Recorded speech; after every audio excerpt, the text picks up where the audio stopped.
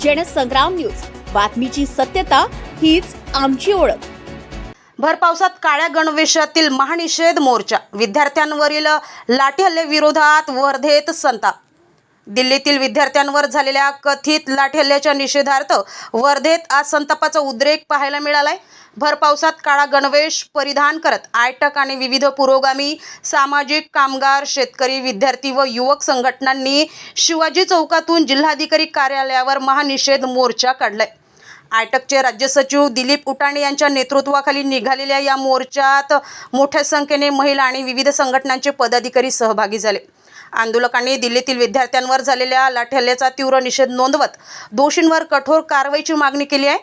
मोर्चेकरांनी राष्ट्रपतींच्या नावे जिल्हाधिकाऱ्यांमार्फत निवेदन सादर करत विद्यार्थ्यांच्या अभिव्यक्ती स्वातंत्र्याचे संरक्षण, लाठी हल्ल्याची उच्चस्तरीय चौकशी, दोषींवर कायदेशीर कारवाई, भविष्यात अशा घटना टाळण्यासाठी उपाययोजना आणि नैतिक जबाबदारी स्वीकारून केंद्रीय शिक्षण मंत्री धर्मेंद्र प्रधान यांनी राजीनामा द्यावा, अशा प्रमुख मागण्या केल्या.